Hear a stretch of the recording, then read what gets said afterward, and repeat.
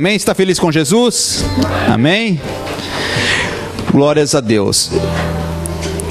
Eu quero que você abra a palavra de Deus nessa manhã. Nós já vamos entrar aqui no texto que nós vamos estar meditando nesta manhã. Em Gênesis, no capítulo 6. Gênesis capítulo 6. Glórias a Deus. Nós vamos ler o versículo 3. Acharam? Então o Senhor disse: o meu espírito não tolerará os seres humanos por muito tempo, pois são apenas carne mortal, e seus dias serão limitados a 120 anos. E no versículo 5, a Bíblia diz: e o Senhor observou quanto havia aumentado a perversidade dos seres humanos na terra, e viu que todos os seus pensamentos e os seus propósitos eram inteiramente maus. E o Senhor se arrependeu de tê-los criado e colocado na terra. Isso lhes causou imensa tristeza. E o Senhor disse: eliminarei da face da terra a raça humana que criei. Sim, também destruirei todos os seres vivos, as pessoas, os grandes animais, os animais que rastejam pelo chão e até as aves do céu. Arrependo-me de tê-los criado. Noé, porém, encontrou favor diante do Senhor. Amém? Bom, nós vamos falar hoje sobre a Arca de Deus. O que é a Arca de Deus? Será que a Arca de Deus, ela é a Arca da Aliança? Ela é a Arca de Noé? A Arca de Deus hoje é a Igreja de Cristo. Amém? Você faz parte da Arca de Deus. Você é um integrante desta Arca de Deus. E nós vamos estar meditando um pouco sobre o que é ser igreja e o que acontece dentro de um contexto de igreja. Sabe, queridos, porque é muito ruim quando você faz um acordo, quando você assina um contrato, e depois lá na frente você se sente obrigado por tomar alguma postura, a cumprir algumas exigências daquele contrato, e coisas que você antes, no momento que você estava assinando esse contrato, você não percebeu sobre aquelas cláusulas que existiam naquele contrato. Então você se decepciona com quem te propôs aquele contrato, você se decepciona com você que foi imprudente e acabou não lendo o contrato, porque quem é que lê contrato para assinar? São pouquíssimas as pessoas que pegam e leem um contrato do início ao final. E ser igreja, você também precisa estar preparado para você entender o que é um ambiente de igreja. Porque quando nós fazemos a nossa escolha de fazer parte da Arca de Deus, muitas vezes nós somos movidos por um impulso que aquela paz momentânea está nos trazendo, por um impulso que é misturado com uma certeza de que aquilo é o caminho certo a ser seguido, que aquele é o lugar certo para você estar. Mas nós entendemos que igreja, ela não é formada de anjos. Igrejas são formadas de pessoas. A Arca de Deus, ela é formada de pessoas. Eu queria muito que cada um de nós, ao começar de mim, quando eu saísse da porta da minha casa, que é aqui do lado, e entrasse pela porta da igreja, né? Entrasse assim e passasse, sabe, como um efeito mágico, onde eu fosse totalmente transformado e me tornasse uma pessoa perfeita. Mas isso é fato que não acontece com ninguém. Porque o processo de transformação, ele é contínuo, ele é longo. Em algumas vidas ele é até rápido, porque são vidas que se entregam sem reserva, são vidas que se entregam de maneira radical. Então a mudança acontece muito rápido. Mas algumas pessoas, elas têm um processo um pouco mais lento. E por consequência disso, desse processo um pouco mais lento, elas acabam sofrendo, porque acabam se machucando, e acabam também fazendo pessoas que estão em volta delas sofrer, certo? Nós vemos um exemplo claro de um processo que foi muito lento, muito trabalhoso, foi do apóstolo Pedro. O apóstolo Pedro, ele teve uma conversão mesmo depois de Jesus se ressuscitar e aparecer para ele e fazer ele afirmar 3 vezes que Pedro o amava, para que ele entendesse. Porque até o momento da crucificação, o apóstolo Pedro era um homem que ele estava com um pé no reino e um pé no mundo. Tanto que a atitude que ele teve quando Jesus foi ser preso, ele tirou a espada e quis resolver na força do seu braço, cortando, ele mirou no pescoço para decepar um soldado, mas ele errou e cortou a orelha do soldado.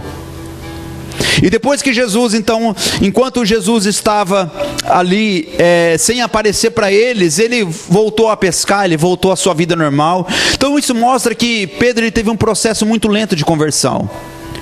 E quando a gente pensa sobre igreja, nós pensamos que todas as pessoas, elas já estão em um nível de perfeição extraordinário. Isso eu estou falando de quando a gente começa a fazer parte de uma igreja.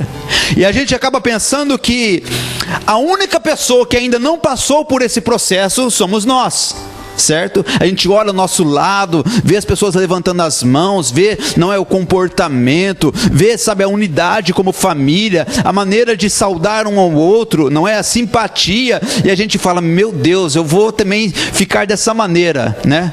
E glória a Deus, porque isso é bom. Mas a gente acaba se enganando pensando que igreja é formada somente de pessoas que já se converteram. Pessoas que estão já em um estado de perfeição. Ninguém está em um estado de perfeição. Alguns estão melhorzinho. Outros têm muito ainda a ser lapidado. E como eu falei sobre um contrato que você não lê as cláusulas e depois você se depara com alguma cobrança, você fica triste, ofendido.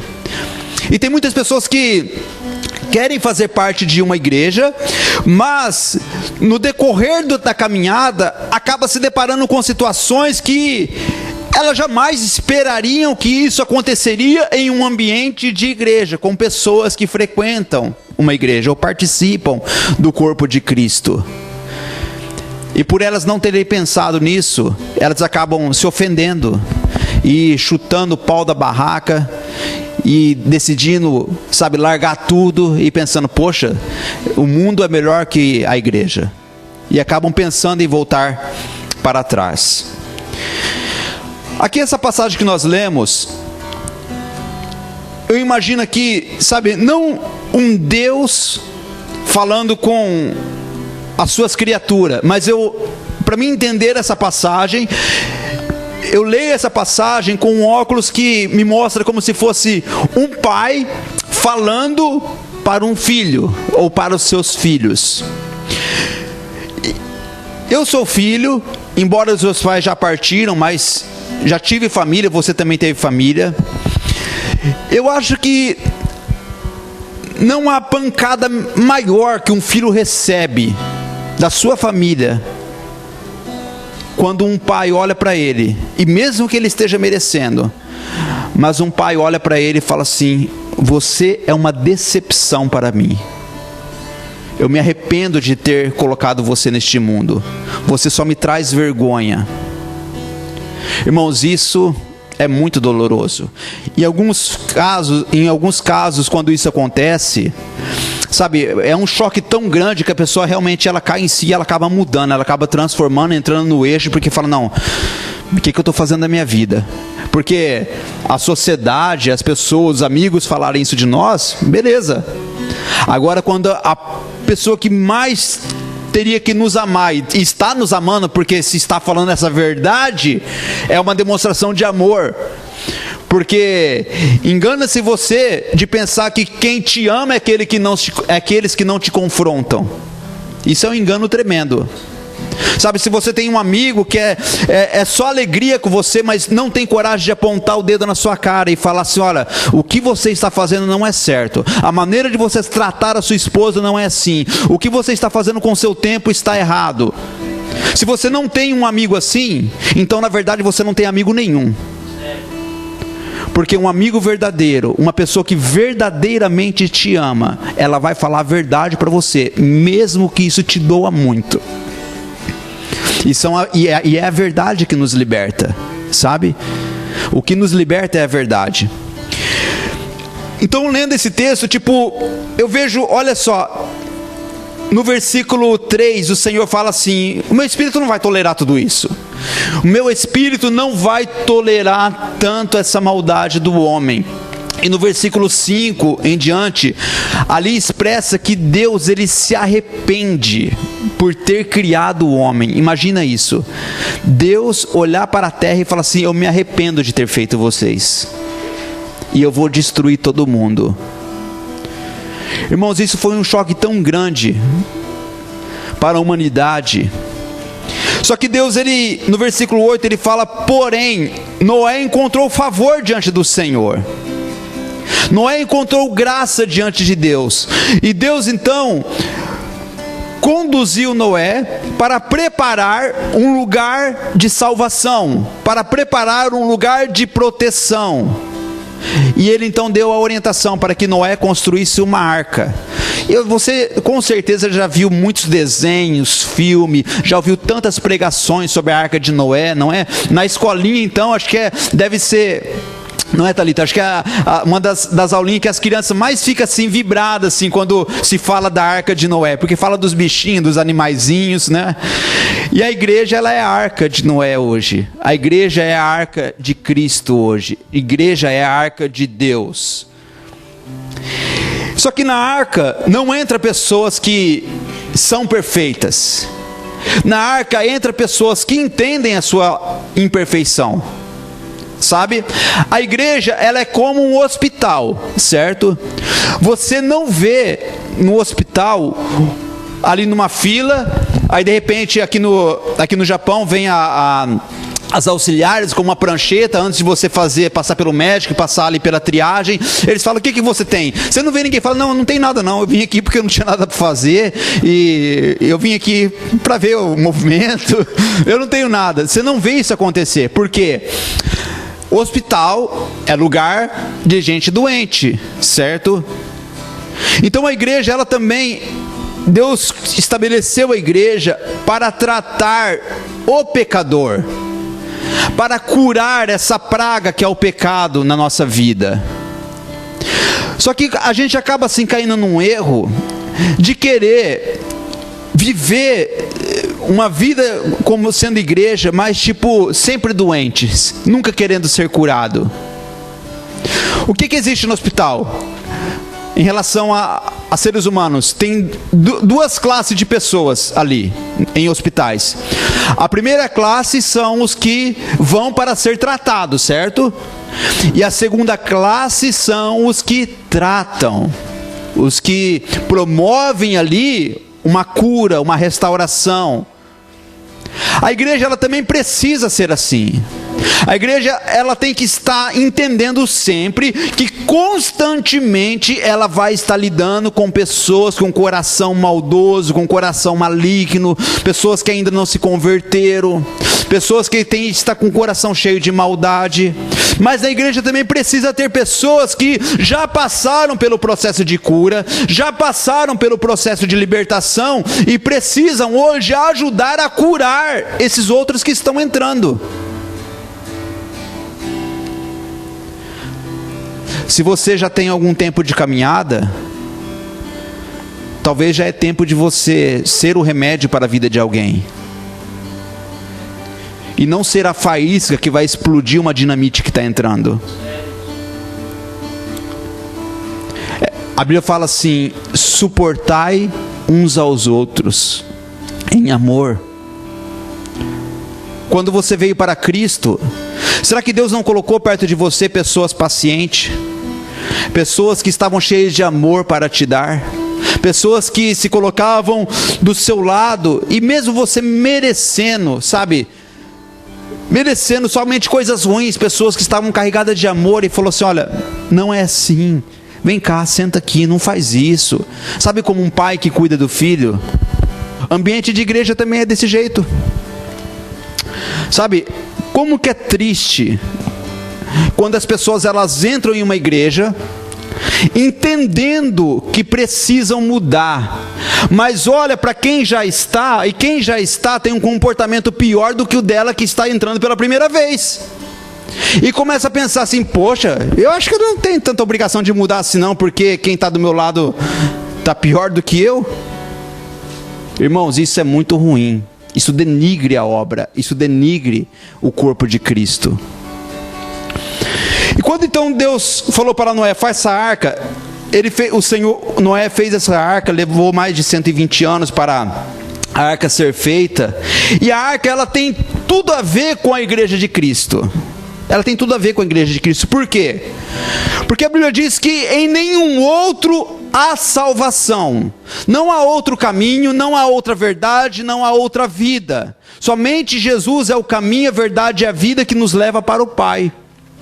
E aonde que você vai ouvir sobre Jesus?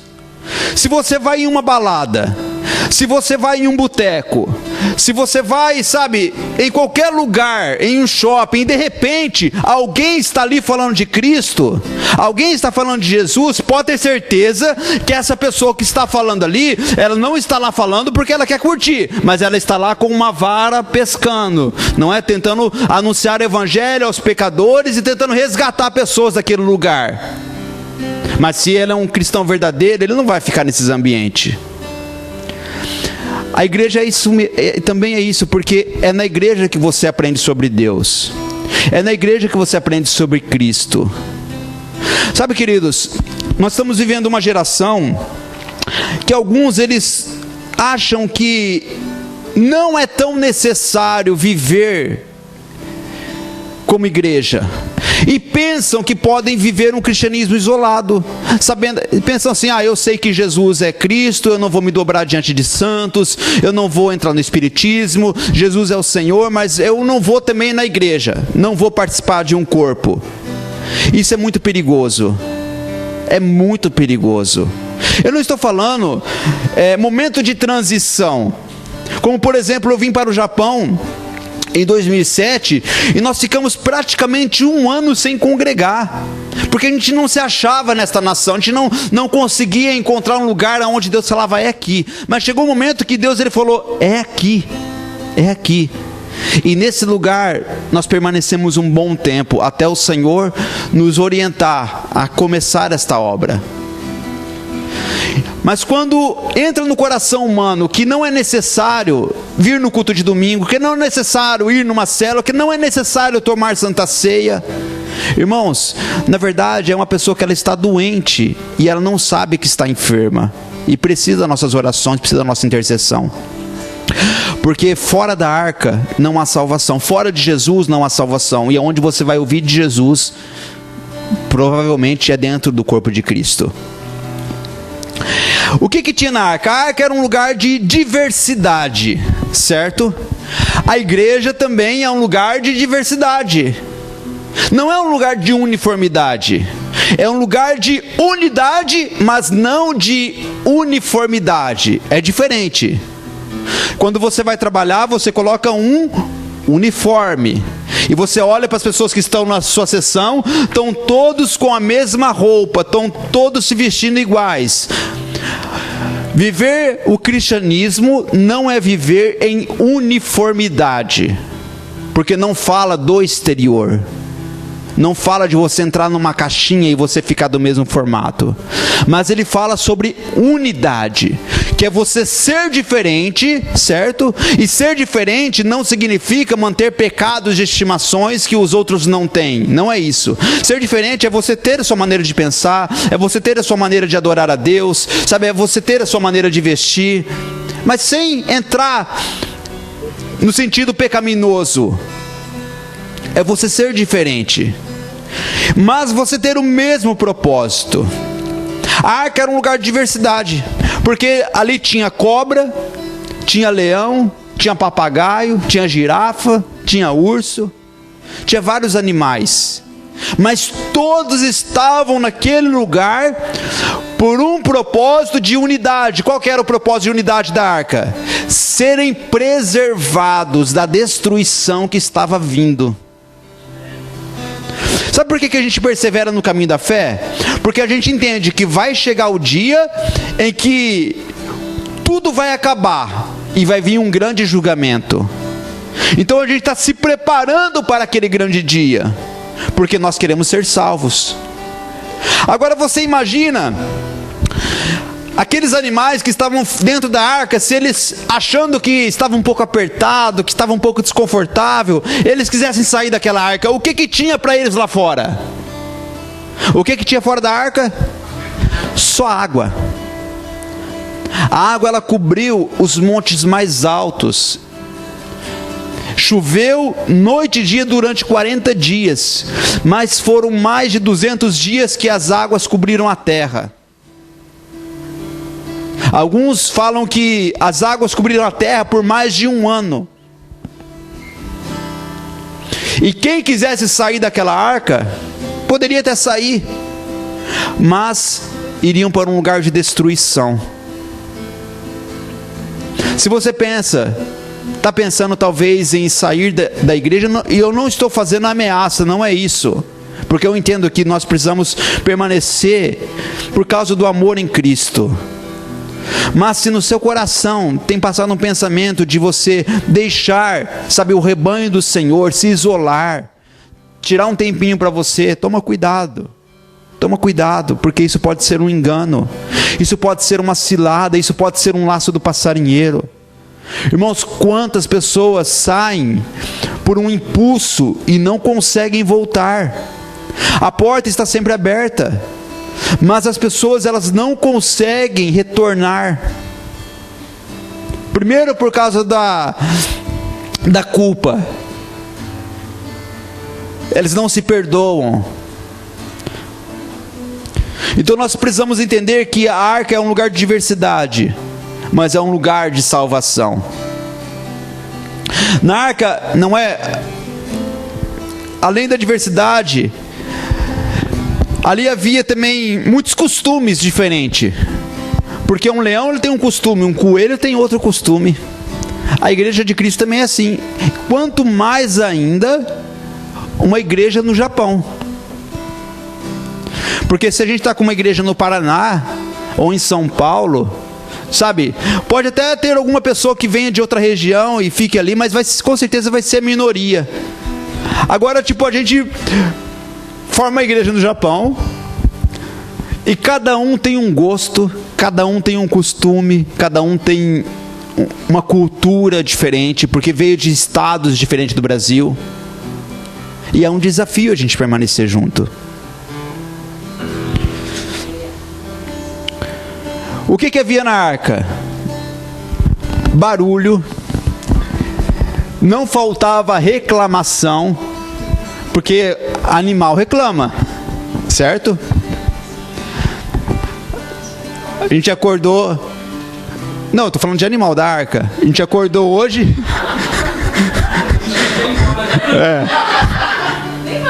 Calma, eu não estou falando de animal ovelha.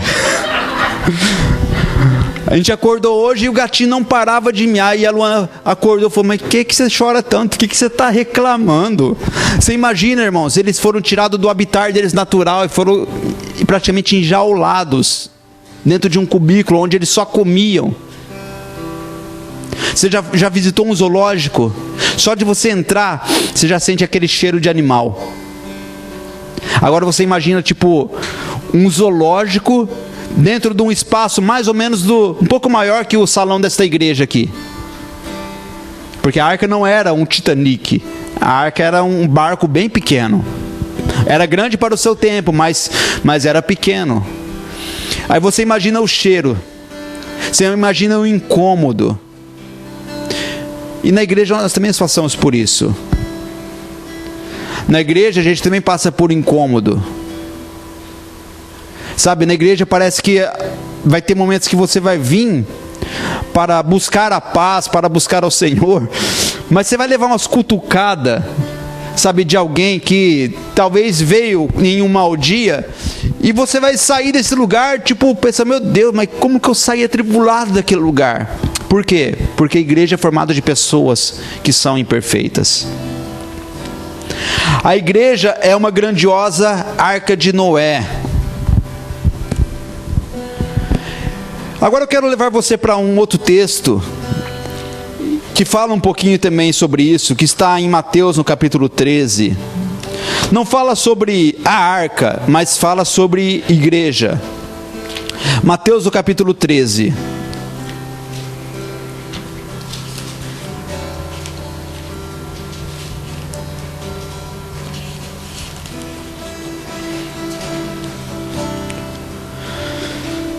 Amém? Vamos ler a partir do versículo 24. Esta foi outra parábola que Jesus contou. O reino dos céus é como um agricultor que semeou boas sementes em seu campo. Enquanto os servos dormiam, seu inimigo veio e semeou o joio no meio do trigo e foi embora. E quando a plantação começou a crescer, o joio também cresceu. E os servos do agricultor vieram e disseram: os campos em que o Senhor semeou boas sementes está cheio de joio. De onde ele veio? Um inimigo fez isso, respondeu o agricultor. Devemos arrancar o joio? Perguntaram os servos. Não, respondeu ele. Pois se tirarem o joio, pode acontecer de arrancarem também o trigo. Deixem os dois crescerem juntos até a colheita. Então direi aos ceifeiros que separem o joio e amarrem-no em feixes e queimem-no, e depois guardem o trigo no celeiro. Amém? Bom, antes de começar a explicar essa parábola, eu quero lembrar você que Jesus, ele disse que havia um homem que ele enxergou um cisquinho pequeno no olho de uma pessoa, e ele tentava tirar esse cisquinho do olho daquela pessoa. E Jesus falou: mas será que você não repara que você está incomodado com o cisco no olho do seu irmão e você não repara na trave que tem no seu olho? Jesus, ele ensinou essa parábola, ele ensinou isso porque ele sabe que nós somos predispostos a, quando a gente ouve algo, a gente olhar para o lado, a olhar ao redor com um olhar de julgamento, com um olhar de análise. E na verdade nós temos que julgar, nós temos que analisar, nós temos que ser severo, mas julgar a nós mesmos, porque não cabe a nós julgar outras pessoas. Então aqui está falando sobre duas coisas, que são duas plantas, o joio e o trigo. E a pergunta de Deus para nós hoje é: o que nós estamos sendo? Joio ou trigo? Sabe, queridos, aqui a igreja ela é comparada como um campo aonde foram plantadas sementes. E o Senhor daquele campo, ele plantou sementes de trigo, mas depois veio um inimigo e plantou sementes de joio no mesmo campo. Aqui está mostrando que dentro de um ambiente de igreja haveria dois tipos de pessoas. Pessoas que estariam dispostas a viver um cristianismo verdadeiro, e pessoas que gostam do movimento, simpatizam com a fé, gostam do ambiente, gostam da música, gostam de ouvir o sermão, gostam de orar, mas na verdade não gostam de viver o cristianismo. E o Senhor, ele disse que quando esse joio começou a crescer no meio do trigo, os seus servos, eles pensaram: vamos tirar o joio, porque vai atrapalhar o crescimento do trigo. E o Senhor, em um ato de sabedoria, ele disse: não, vocês não podem tirar o joio. Sabe por quê? O joio e o trigo, são duas plantas muito semelhantes, mas muito semelhantes mesmo, principalmente quando elas estão brotando. A semelhança é muito grande. É muito difícil alguém ter capacidade para discernir qual é a mudinha do joio e qual é a mudinha do trigo. E o Senhor, sabendo disso, Ele falou: não, vocês não podem tirar, porque se vocês tirarem o joio, vocês vão acabar tirando o trigo, porque vocês vão acabar se confundindo. E o Senhor falou: deixa eles crescerem junto. Sabe, pessoas que têm comportamento de joio, na verdade, o Senhor, Ele é tão longânimo, porque Ele espera que essas pessoas, elas venham se converter a Cristo. Queridos, batizar você, entregar uma ficha de membro para você preencher, não significa que você está se convertendo. Vir a cultos não significa que você está se convertendo. Conversão é uma mudança genuína, verdadeira, que vai acontecer, não é uma por imposição nossa. Sabe, como é ruim você ficar falando: olha, você não pode ser assim, não é assim que se faz, quando a pessoa, na verdade, ela gosta de ser desse jeito. É porque não se converteu. O joio e o trigo, eles são semelhantes e eles começam a crescer juntos. Ele recebe a mesma água, as raízes, elas se entrelaçam, eles recebem os mesmos nutrientes. Olha só, eu estou entregando um sermão nesta manhã, para quantas pessoas aqui? 40 talvez? Só que amanhã é segunda-feira, vai ter pessoas que vai pegar este sermão e vai fazer isso aqui.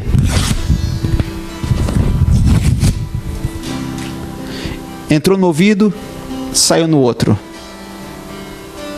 E vai ter pessoas que vão pegar essa mensagem, vão se encher de temor em seu coração e vão pensar: está na hora de eu começar a cuidar de pessoas. Está na hora de eu começar a trabalhar nesse hospital de Cristo. Está na hora de eu começar a ter um comportamento de trigo. E vão lutar com todas as suas forças para se tornarem seres humanos e servos de Deus melhores. Recebe a mesma palavra, recebe o mesmo cuidado pastoral, é ministrado com as mesmas orações. Porque você pensa que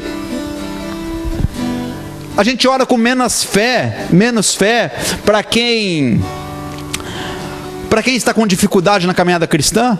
Você está enganado, querido.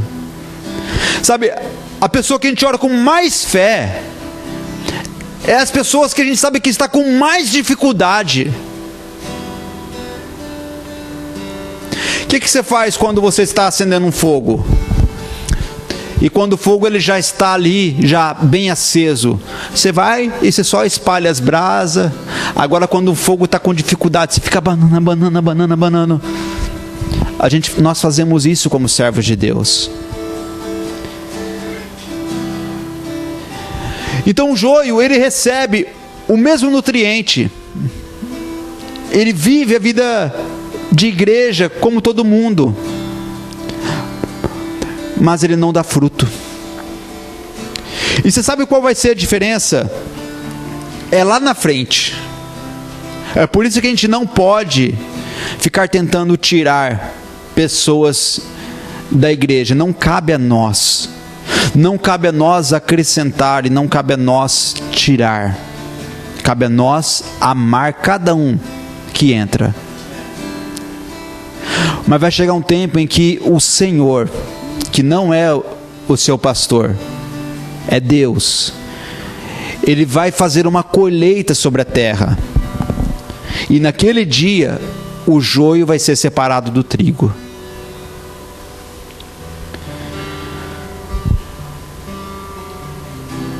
Você vai ficar tão feliz de entrar no céu. Mas eu sinto que ao mesmo tempo nós ficaremos tão tristes naquele dia, não por nós, mas por olhar ao nosso redor e procurar ali alguns rostos que a gente viu na terra, que caminharam, que faziam parte de ministérios, que frequentavam a igreja, e a gente vai olhar e pensar: poxa, o meu irmão não conseguiu. Irmãos, isso vai ser, sabe, um momento muito triste. Então é natural ter joio no meio do trigo. Eu vou contar aqui para vocês 2 testemunhos de quando nós começamos a caminhar.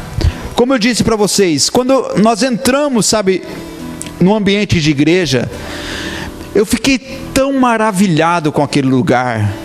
Parecia que as pessoas se amavam tanto, sabe? Parecia uma família.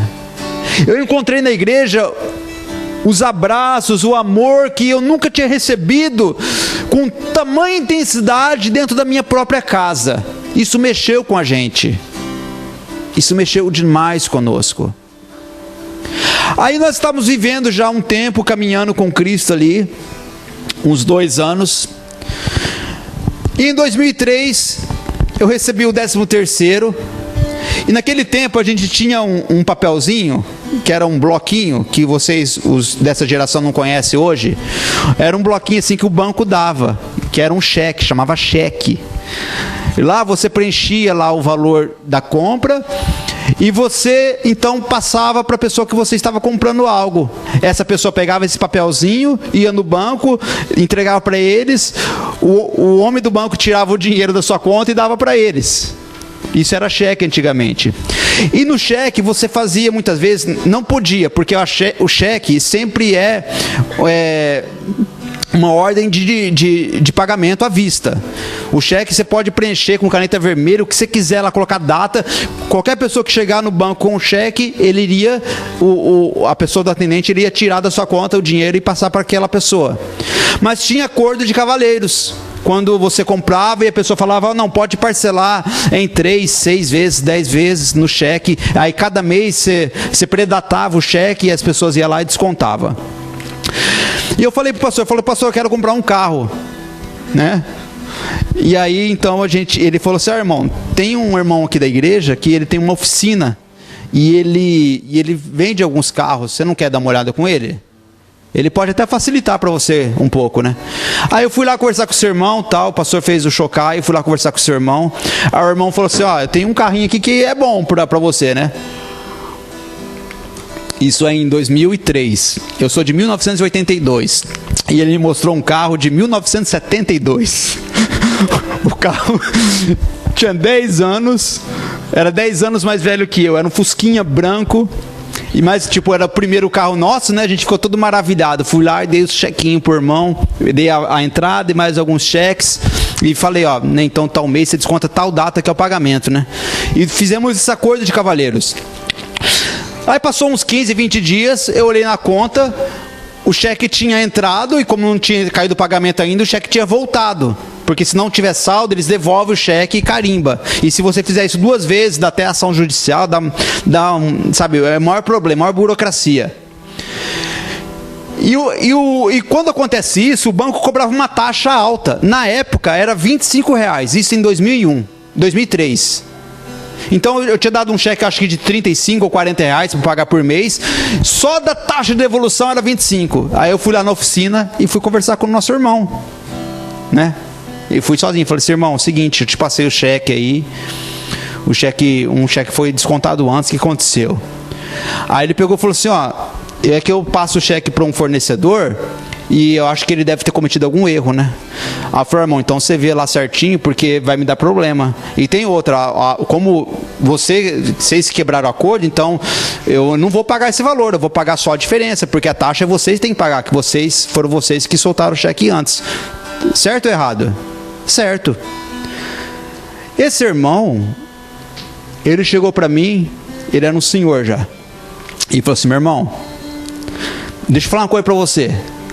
Aí você, tipo, sabe quando o gato ele dá aquela arrepiada assim?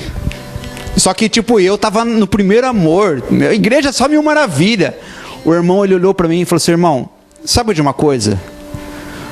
O mais importante é que eu e você somos salvos. Aí eu falei, glória a Deus. Aí ele falou assim, então, qualquer um de nós que morrer vai para o céu. O cara me ameaçou de morte por causa de um cheque. Um cara que ele era ancião da igreja, um senhor, já devia ter mais de 50 anos. Os filhos deles tocavam no louvor. Era uma família de Cristo. Irmãos, pensa numa decepção. Aí eu fui conversar com o pastor. Falei, pastor, aconteceu isso. Aí o pastor falou assim, Éder, não é porque as pessoas elas estão na igreja que elas têm um coração bom, sabe? Então tenta conversar de novo e resolve com ele, né? Para não ter nenhum problema maior. Aí eu falei, tá bom. Primeira decepção. E o que eu fiz? Só que por ter vivido essa experiência, eu me tornei como aquele. Eu sei que a gente passa por dificuldade, mas será que em algum momento eu decidi agir de má fé sem temer com as pessoas? Eu posso dizer diante do Senhor que não. Se falhas, claro que todos nós temos na caminhada cristã. Mas eu não peguei aquele exemplo para pensar, não, já que essa pessoa está tanto tempo assim, então eu também estou chegando agora, eu também posso agir dessa maneira. Eu não tive esse pensamento. E eu entendi que ali, na verdade, eu espero que Deus tenha convertido o coração dele. Eu nunca mais tive notícia dele. Eu espero que Deus tenha convertido o coração dele. Talvez ele já está até na glória agora. Mas eu segui por outro caminho. Outro fato. A gente estava numa célula em casa. E a irmã que estava nos discipulando, ela foi falar sobre finanças. E ela falou como que é importante a finança para Deus, sabe? E começou a nos ensinar. E ela falou sobre o que era ofertar, o que era dizimar. Irmãos, e tipo assim, eu estava assim, tão entregue com o coração para Deus, que se a pessoa falasse assim, ó, comer feijão é pecado, eu não comeria feijão nunca mais. Não era por religiosidade, mas era por uma entrega que eu queria agradar a Deus de todo modo. E quando eu entendi isso, ela falou sobre finança. No próximo pagamento eu peguei o dízimo e foi a primeira vez que eu dizimei ali. Porque ela tinha falado que as pessoas que são cristãs, ela tem esse comprometimento com a obra de Deus e tal, e começou a explicar. E a gente entendeu. Aí chegou num dia que eu não estou aqui para falar se é uma atitude certa ou errada, porque cada pastor ele vai dar conta diante de Deus das suas obras e de como que ele pastoreia o rebanho do Senhor. Mas chegou um dia, algumas semanas depois, que o pastor falou assim, olha, acabou o culto, o pastor falou, olha, eu tenho um assunto muito sério para tratar, um assunto muito particular, então eu quero que depois do culto permaneçam só os dizimistas. Por que ele falou isso? Eu entendo por que ele falou isso, certo? Eu entendo o porquê dele, mas não quer dizer que eu vou agir dessa maneira. Porque ele entendia que uma pessoa que ele era um dizimista, sabe, ele tinha um comprometimento muito sério com aquela obra. Ele acreditava naquela obra. Ele dava o sangue dele naquela obra. Ele abria mão de viagens, talvez passeios, de uma pizza no final de semana, por amor àquela obra. E o pastor então entende, falou, não, se a pessoa está dizimando, realmente ela quer comprometimento, então eu devo muita satisfação para essa pessoa. E tipo, e fazia umas 2 semanas que eu tinha dizimado, aí eu peguei e falei, opa, eu vou ficar também, né? Irmãos, e quando nós ficamos, eu fiquei espantado, porque de uma igreja de quase 60 pessoas, não ficou nem 15. E pessoas que estavam na hora do culto, é glória para todo lado, é tal para todo lado, e não eram pessoas que tipo assim não trabalhavam, porque dizimar não quer dizer que Deus ele vai pedir o dízimo de quem não está trabalhando, porque se a pessoa não tem renda, não tem dever nenhum de tirar 10ª parte. Mas quando nós trabalhamos, é um costume cristão, sabe, desde o tempo antigo. E eu fiquei assim espantado, porque eu pensei, meu Deus, Como que essas pessoas... Eu aprendi que dizimar significa você ter comprometimento, sabe, com Deus e com a sua obra. E essas pessoas não têm esse comprometimento. Como eu estava enganado. Aí o que eu fiz? Eu olhei para eles e pensei assim, não, se eles já estão tanto tempo não fazem, eu também não vou fazer. Poderia ter feito isso sim ou não? É claro que sim. Porque são exemplos. Mas eu sempre entendi que tudo aquilo que nós fazemos para Jesus. E nós não olhamos para o lado. Então eu comecei a focar em Deus. E até hoje, para a glória do Senhor, eu sei que eu tive momentos de dificuldade. Que são momentos que acontecem algumas coisas assim, extraordinárias e você acaba falhando, mas nós temos esse costume em nossa família de ser fiel ao Senhor. Mas não tive esse exemplo desde quando começamos. Isso é para você entender que no meio que você está inserido, irmãos, eu quero muito que cada um de nós aqui dentro, sabe, nós sejamos pessoas exemplares. Mas eu sei que muitos de nós não somos pessoas exemplares. E não é porque alguém aqui não está dando um bom exemplo para você, que isso deve ser motivo para você parar, que deve ser motivo para você desanimar, que deve ser motivo para você julgar. Não é, irmãos. Essa pessoa que ela não está dando um bom exemplo para você, ela está precisando muito de você. Ela está precisando muito da sua ajuda. Por mais que talvez ela não dê vazão para você ajudar ela, mas ela precisa das suas orações. Ela precisa da sua intercessão. A igreja é uma arca. E nós não podemos nos ofender e deixar tudo por causa de ofensas de seres humanos, de irmãos. Nós não podemos olhar para o lado e falar, nossa, do meu lado tem um joio. Sair da terra do canteiro e vou lá para o asfalto. Fico lá no asfalto. Falo, não vou ficar naquele canteiro lá não. Aquele canteiro tem joio. Naquele canteiro tem joio. Mas é lá no canteiro que também tem nutriente. É lá no canteiro que também tem água.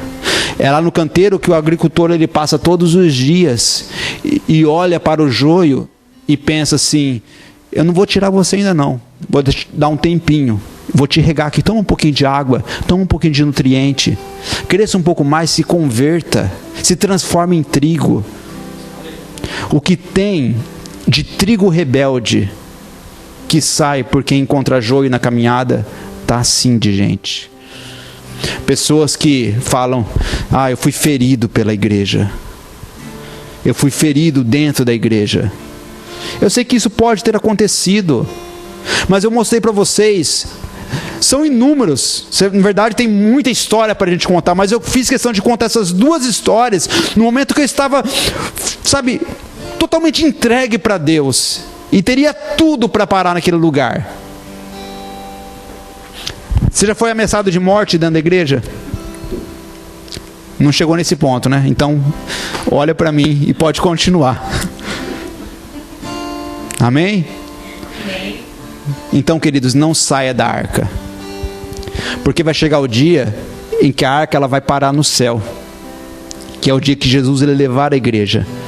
Aí, nesse lugar, todos nós seremos transformados.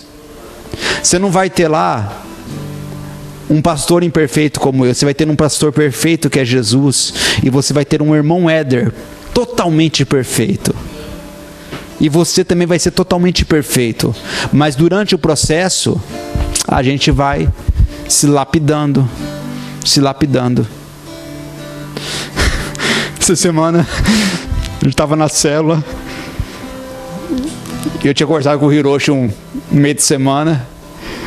E ele falou assim, e aí pastor, você tá tudo bem? Eu estava falando com ele e tal, por mensagem. Aí eu falei, rapaz, tô bem, mas tô preocupado com as ovelhas. Porque, tipo, ele sabe de como é uma célula, é um grupo. Então, as pessoas que estão participando, a gente sabe como que está um ou outro. A gente sabe quando a pessoa não está bem. E ele sabe que eu estava preocupado com algumas pessoas. Aí ele falou assim, e tal, aí conversou, e beleza. Aí eu cheguei na célula, na casa dele, falei, ora aí, filhão, faz as honras aí. Aí ele orando, tal, aí depois orando, e falou, Senhor, tira toda a coisa ruim do pastor. Quando eu vi ele orando aquilo, eu falei, meu Deus, será que eu tô tão assim pra baixo? Mas é porque eu não estava, tipo assim, não é que eu não estava bem por causa de pecado, não, é porque, irmãos, tem coisas que você fala, meu Deus, e você vai se saturando, mas você não pode soltar. Você vai se saturando, e eu estava assim desgastado e preocupado, e ele sentiu isso. Então, lá no céu, você não vai precisar orar assim por mim. Mas aqui, sempre que você me vê assim, continua orando.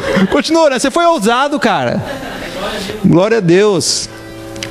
Então nós precisamos um ajudar o outro. Amém? Não saia da arca. Não saia da igreja de Cristo. Se você for levado para outra região, para outro lugar, se acabar o seu tempo aqui, e você ainda permanecer nessa região, mas você fala, pastor, eu sinto que o meu tempo aqui está acabando. Amém, querido. Amém. Quem sou eu para falar não vá, porque eu não sou o seu Senhor. Mas não fique desgarrado. Quanto tempo você acha que uma ovelha ela vive fora do rebanho? Durante a noite? Eu acho que talvez, dependendo do lugar, só se ela tiver muita sorte, mas dependendo do lugar, ela não vê nem o amanhecer. Então a igreja é lugar de proteção. Vai ter muitas coisas que pode acontecer que não são boas, mas mesmo assim continua sendo lugar de proteção. Amém? Vamos levantar.